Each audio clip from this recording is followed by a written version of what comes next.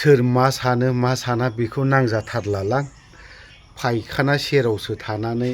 भिडिअल' खालामखाथारसै ओमफ्राय फायखानाजोंसो टयलेटजोंसो भिडिअ खालामसै जाय हक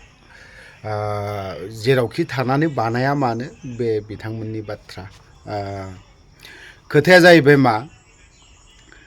UPPLआ एबाराव बिराद खस्थ' मोनसिगोन मालाया मा सानो साना आं बेखौ मिथिरोङा बिराद सानफ्लांगासिनो आंथ' UPPLनि मेम्बारबो नङा सोद्रोमाबो नङा माबो नङा बिदि आरोखि आरो बिनि सोद्रोमा नङि मेम्बार नङि जाहोनाबो बिनोल'खा जे बे प्रमद बर'नि सालायनाय बे गबिन्द बसुमतारीनि सालायनाय आरो रन्जित बसुमतारीनि ना बिथांमोननि आखल आखु गियान सभाब चरित्र खुजालि गोनां खुगाफोरनि थाखायनो आङो बे UPPL दोलोखौ आं मोजां मोनालां बारा जुदि बिथां साथामा गुबुन दोलोआव थाङोबा नायदो आंखौ नायदो UPPLनि मा जागोन आङो गोरायानो लाजानाय नङा थेवबो UPPL दोलोआ बे बार इलेक्सनावहाय UPPLनि भटखौ 100% बोखारगोन नङाब्लाबो 100% नङाब्लाबो 50% UPPLनि भटखौ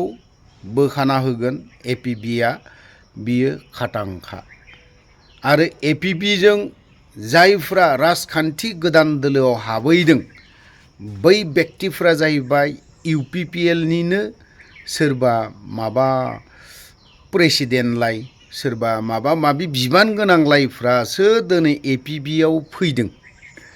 बेफोरबायदि आरोखि आरो बिसोरो APBआव फैनायनि खारनाबो बिनो UPPLआ बुंदोंमोन ना UPPLनि आदर्श नियम निति ना बेफोरखौ मोजां मोननानै हाबदों होननानै दिनै थिग बेफोरबायदिनो UPPLनि आदर्श APBनि आदर्श UPPLनि नियम निति APBनि नियम निति बेखौ मोजां मोननानैनो APBआव हाबफैनो हमदों होमबा UPPLआ मा आदर्श दं मा नियम निति दं मा मिशन दं मा भिजन दं मा मिशन साक्सेस जाखो सार प्रमद नोंसोरनि बे मिशन भिजन माबा माबिनो डकुमेन्टस बरनलायथिलायग्राफ्रा एसे नोंसोरनि मिशन भिजन बेफोरखौ मोजां मोननानै मानसिफ्रा हाबैग्रा व्यक्तिफ्रा APBआव मिशन भिजनखौ मोजां मोननानैनो दिनै हाबैदों होनबा दिनै बुंनो थाङो NDFBनि फाउन्डार प्रेसिडेन्टआ दिनै गवाखै NDFB आफादनि फाउन्डार प्रेसिडेन्ट रन्जन दैमारि सारखौ मोजां मोननानै व्यक्तिफ्रा दिनै हाबबावदों जानो हागौ बिबो दिनैहाय जोबथेसालि सिङाव दङ दिनै जोबथेसालि सिङाव थानानैबो गुबुन हारिफ्राबो होनबा NDFBफोरखौ माबोरै मोजां मोनग्रा दं सोरबाया बुंनो हागौ NDFBआ XYZ नाथायबा NDFB आफादखौबो गुबुन हारिफ्रा जिउयै मोदोमै मोजां मोनग्राफोर दङ मानो दिनैहाय हाबजिनखो दिनै बुंगौमोन XYZ बाथ्रा नाथाय दा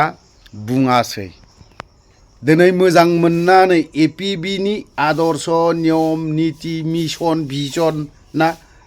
बेफोरखौ मोजां मोननानै दिनै APBआव जइन जादों दिनै UPPLआ बै समाव गान खनदोंमोन परिबर्तन सरकार प्रमद बर' सरकार ना एबार परिबर्तन सरकार प्रमद बर' हाताव बिदिसो जासिगोन एबारावहाय प्रमद बर'आ दिनै प्रेसिडेन्ट हिसाबै UPPLनि प्रेसिडेन्ट हिसाबै बिराद खस्थ' मोनदों मेन्टेलि प्रेसार मोनदों बियो माबायदि मोनाखै जों नुनोसो हागौ बिराद गामि ओनसोलाव फैयोब्ला बियो गिदिर गोलावनि आखु उन्दै गथ'फोरखौ खर' बिलिरनाय सोरबा बोराय बुरै बोराय बैसो बिफानि बैसो बिमानि बैसो बेफोरखौ नुब्ला आथिं हमनाय बेफोरजों ज' थाफानाय बियो गिदिर गोलावनि आखल आखु आरो गियान बेफोरजों थाफायाबानो बेफोरो भट मोना उन्दै गथ'फोरखौ बामफ्लानाय नंगौना नङा बे गेदेर गोलावफोरनि आखु रायजो राजा नोंथांमोन जायफोर गामियाव सादा सिदा थगायनो रोङि नंखाय खोथा बुंनो रोङि आबादारिफोर बै व्यक्तिफोरजों फाफ्लि हमफ्लागोन बिनि दखान गैयि जिरायनो मोजां नङि दखानाव जिरायहैफ्लागोन बेफोर गिदिर गोलावनि आखु नियम निति बेफोरो तो बे बाराव इउपिपिएलआ बिजेपि जोंबो बोरैबा खालामजासिगोन माने खालामजाखाबाय बिजेपि जोंथ' 100% खालामजाखाबाय माने गोजौआवबो स्टेटआवबो लास्टनिफ्राय फार्स्टसिमहालागै बुंबाय थादोंमोन जे जोंहा बिथांमोनजोंनो माने जोंहा सरखाराव दङ सरखाराव थाबाय थागोन एलायन्सआव थाबाय थागोन बेफोरबायदि लासैनो जोंनि श्रीजुत मानगोनां प्रमद बर' सारा बिजेपियाव थ्रोब ओमफ्राय इउपिपिएलआव जायफोर ओरैबायदि हार्डक'रै खामानि मावनायफोर बिथांमोना मा अबस्था जागोन अब्लाना आं मोनसे बाथ्राखौसो बुंनो लुबैदों जोंना नैबे मा नाम मोनलाय सारा इउपिपिएल जेनेरेल सेक्रेटारि ना बियो राजु नार्जारी सार बिथाङा टिकेटनि थाखाय फाग्ला बिथाङा जेनेरेल सेक्रेटारि सानसे समाव गावनो गावनि खुगाजों बुंनानै लादोंमोन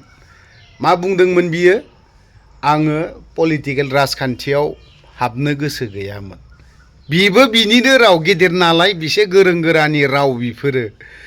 आं पलिटिकेलाव राजखान्थियाव हाबनो गोसो गैयामोन हाबनो गोसो गैयिनि सिङाव मा हाबनानै दं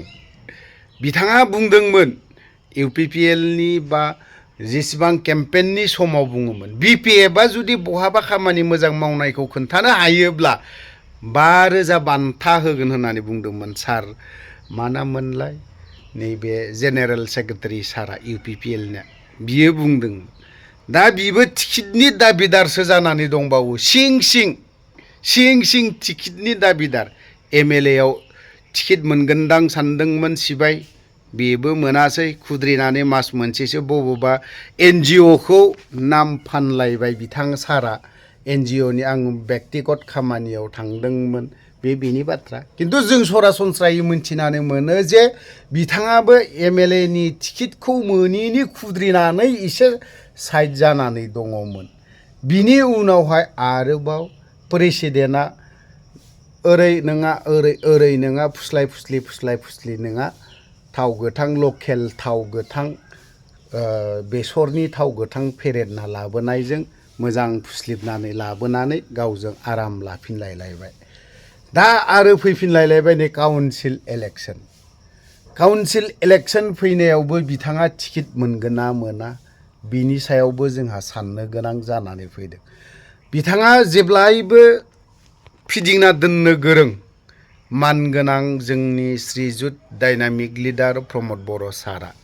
नङा होनबा नैबे बिथां राजु नार्जारी सारखौबो बेसेबां फिदिंना दोनबाय थादों नङा होनबा राजु नार्जारी सारनि गोसोआवसो दंसै आं माब्लाबा गावखौनो माने सानफ्लाङो आरोखि सार प्रमदाबो बाङालि बुद्धिया गोगोम दं गोरों जानांगौ बर'नि लिडारा बाङालि बुद्धि जानांगौ नाथायबा बे बाङालि बुद्धिखौ सोरजों खालामनांगौ नों आं बर' रायलायग्राफोरजों खालामलायनानै जेबो राजखान्थि जाया बिदिया खालामोब्ला गुबुन हारिफोरजों खालामलायनाया मोजां सार मानगोनां प्रमद बर' सार आं बेखिनि बाथ्राखौ बुंगोन दिनै नोङो राजु नार्जारी सारखौबो ओरैबायदि फिदिंना दोननानै दा सिरि खालामनानै दोनलायबाय आरो बि एमएलए समावबो टिकेट मोनासै दाथ' राजु नार्जारी सारनि माबायाखौनो केम्पेनाखौनो बारा खालामनायखौनो नुला राजु नार्जारी सारा दाना 5,000 बान्था होगोन होननायखौबो जों खोनानो मोनला। बे राजु नार्जारि सारा 5,000 बान्था होनायनि खोथा बुंदोंमोन नालाय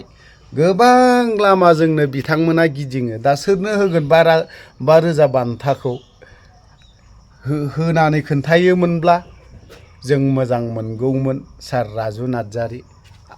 नङा होनबा? आरो सार राजु नार्जारिया नेक्स्ट MLA इलेक्शनावबो टिकेटखौ मोनगोनाखौ आसा दाखालाम। हायोब्ला जोंनि मानगोनां श्रीजुत प्रमद बर' सारनो 5 कौटिसो गारनानै हो, अब्लानो नोङो टिकेटखौ मोनगोन। दा टिकेटनि बेलायावनो UPPLआ ओरैबायदि खस्थ' जादलायनानै दङ। 14 नं चिराङावनो जानानै दङ दा। 14 नं चिराङाव सोरनो टिकेट होगोन, नङा होनबा? 14 नं चिराङावहाय रन्जित बसुमतारिनो होगोन ना नैबे बारग' डिपुटि चिफ खाम्फा बरगयारि सारनो होगोन ना बावहाय डक्टर सांग्रां सारनो होगोन? सोर सासेनो होगोन दा? प्रमद बर' सारा एसे सिन्था खालामबावदो। होथावथाव हिसाबैथ' डक्टर सांग्रां सारनोसो होथावथाव नुहुरबाय आंनि नुहुरनायाव। आरो बे मोनोब्ला मोजांबो जागोन। UPPLआ मान सन्माना एसे थाबावगोन। खारन सांग्रां ब्रह्म सारा, डक्टर सांग्रां ब्रह्म सारा दिनैहाय खामानि फिसा फिसौ गोबां मावनायखौ नुदों। डक्टर सांग्रां ब्रह्म सारा दिनैहाय सोरनोबा बान्दो कमिटिनो खोथा होनायखौ मावफुंदों। दानिफ्रायनो जुदि खोथा होना दोननायखौ बियो मावफुंदोंबा होनबा दिनै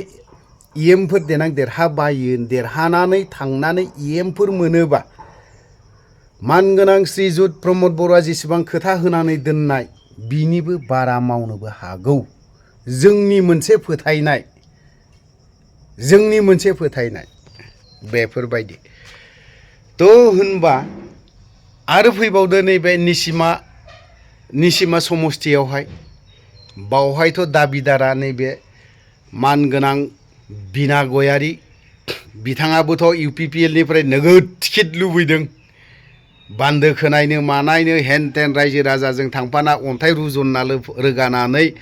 मानगोनां बिना गयारियाबो बिदिनो टिकेट लुबैदों। मुखे जों खोनादों, मुखे खोनादों।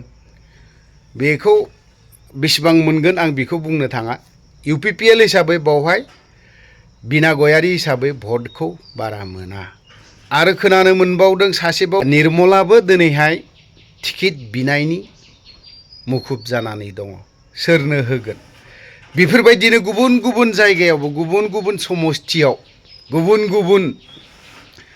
जायगाफ्रावबो UPPLना गोनो गोथो जादलायनानै दङ। अदालगुरियाव सानजारांनो टिकेट होयिया 90% खाटां जानानै दङ। जायनि जाहोनाव दिनै सानजारां बिथाङा सम फेसबुकआव पेजाव माबा मोनसे लिरो, एसे आब्रे लिरनानै होबाय थायो। थ' गोलाव बाथ्रा बुंबाय, गोलाव खोथा बुंबाय। बावहाय जुदि माखासे बाथ्रा बुंनाया गोरोन्थि जादोंब्ला खमा होलायबानो जाबाय। गावनि आंगो बर' फिसा होननानै आरो नङाब्लाबो हंला हंथाब्लाबो खमा होबानो जाबाय। जिखियानो जाला UPPLआ जेननायनि लाइनाव दङ बे बाराव। खारन जेननाया ओरैनो BJPजोंबो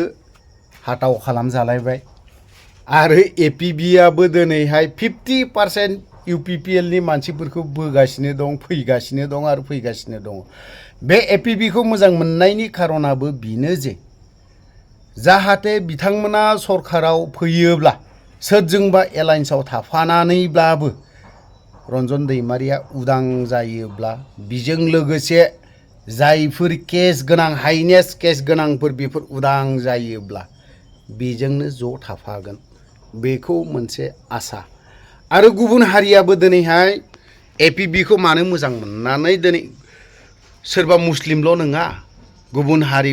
बाङालि ट्राइबनो, राजबंशी ट्राइबनो, गुबुन गुबुन जनगोष्ठीफ्राबो दिनैहाय गुबुन हारिफ्राबो APBआव हाबनो थांगासिनोबो दङ आरो जयनिं जानो थांगासिनो दङ। बेयाव 100% UPPLनि मेम्बारफोर। होनबा दिनै इउपिपिएलआ बेसेबां खति जानो थांगासिनो दं खारन दिनै इउपिपिएलआ बा प्रमद बर'नि बिथांनि दैदेननायाव माखासे खामानिखौ प्रमद बर'आ मावनो होनायनि पावारखौनो होआखै इएमल' जानानै दं गाव हारसिंनो फुल पावार खालामनानै माखासेखौ गावनो लाजोबनायनि बेबस्थाखौ लागासिनोबो दङ थ' गोलाव बाथ्रा बुंबाय गोलाव खोथा बुंबाय बावहायनो दोनथ'बाय जय बर' हारिनि